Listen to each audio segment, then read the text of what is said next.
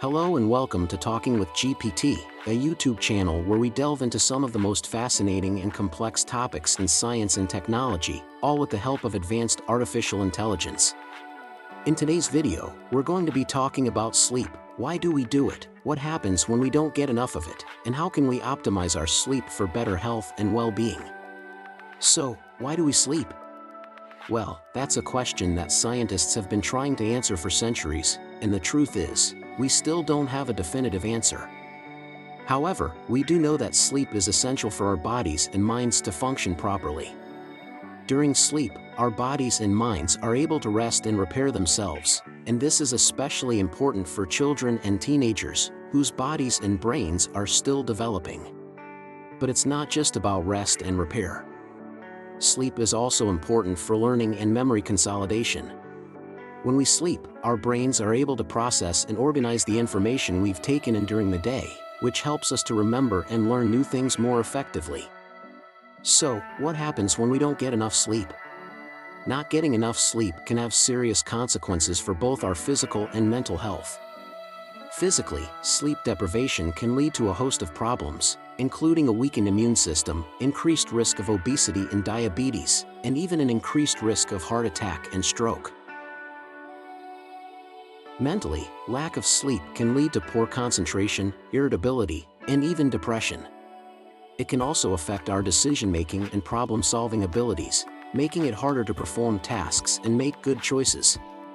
But how much sleep do we need? The amount of sleep that each person needs varies depending on their age, lifestyle, and overall health.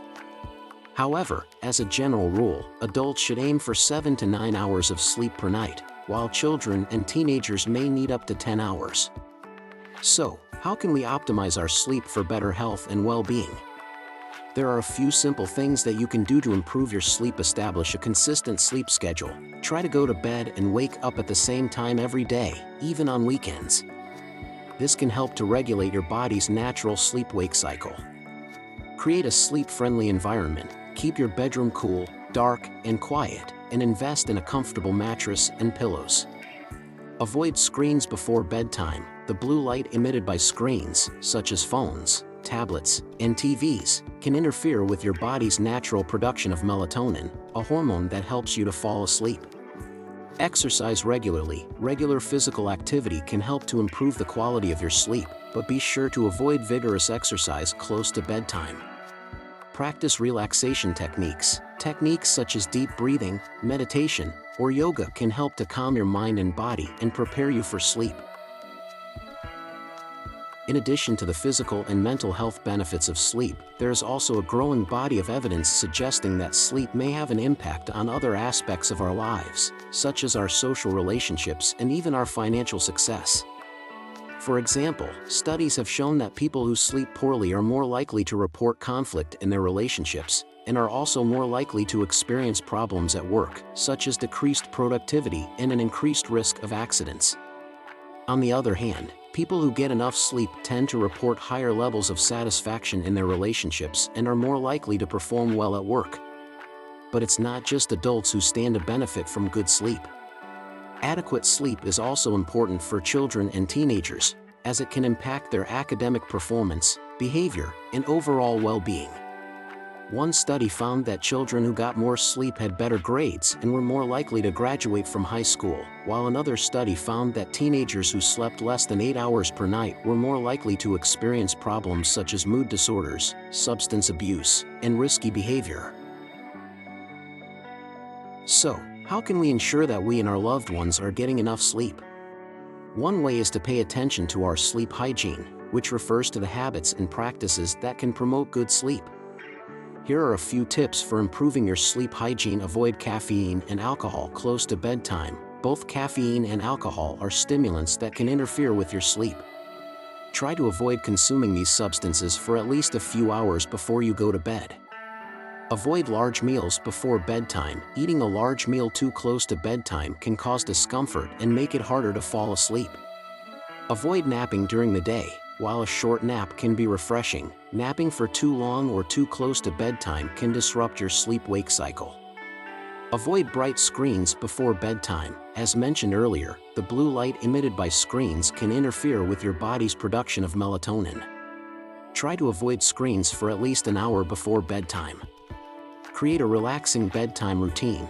Developing a relaxing routine before bed can help to signal to your body that it's time to wind down. This might include activities such as reading, listening to soothing music, or taking a warm bath. In addition to these tips, it's also important to create a sleep-friendly environment. This means keeping your bedroom cool, dark, and quiet, and investing in a comfortable mattress and pillows. But what if you're still having trouble sleeping despite your best efforts? If you're consistently having trouble falling or staying asleep, it may be worth seeking the help of a healthcare professional. Sleep disorders such as insomnia, sleep apnea, and restless leg syndrome can all interfere with your sleep and should be treated by a qualified medical professional.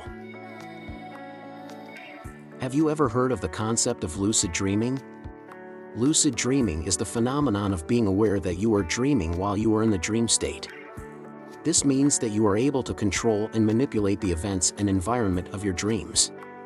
But how does lucid dreaming work, and is it something that anyone can do?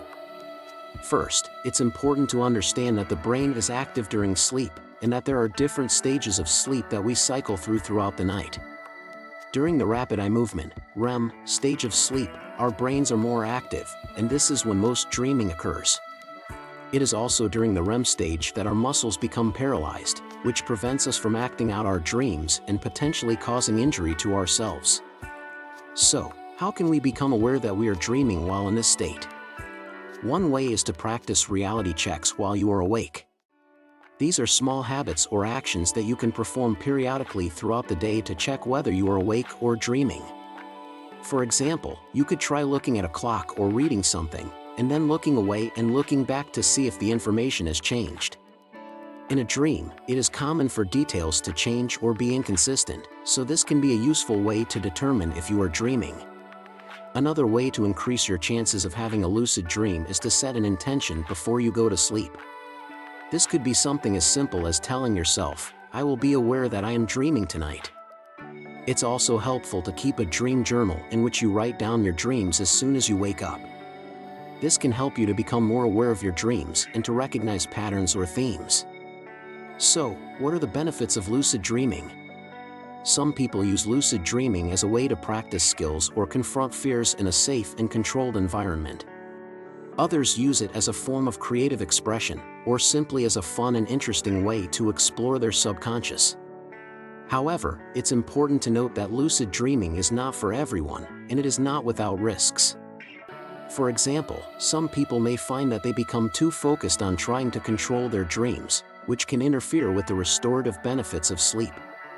Additionally, some people may experience sleep disturbances or sleep paralysis as a result of lucid dreaming. In conclusion, lucid dreaming is the phenomenon of being aware that you are dreaming while you are in the dream state. While it can be a fun and interesting way to explore your subconscious, it is not without risks, and it is not suitable for everyone. If you are interested in exploring lucid dreaming, it is important to do so safely and with caution. Thank you for watching our video on sleep. We hope you have a better understanding of the importance of sleep and how it impacts our physical and mental health, as well as other aspects of our lives. If you're struggling with sleep, we hope that the tips and strategies we shared in this video will help you to get the rest you need. Remember, good sleep hygiene, a sleep-friendly environment, and relaxation techniques can all play a role in improving the quality of your sleep. If you're still having trouble sleeping despite your best efforts, it may be worth seeking the help of a healthcare professional. Sleep disorders such as insomnia and sleep apnea can interfere with your sleep and should be treated by a qualified medical professional. We hope you enjoyed this video and found it helpful. If you have any further questions or comments, please leave them in the comments section below. Thanks for watching, and we'll see you in the next video.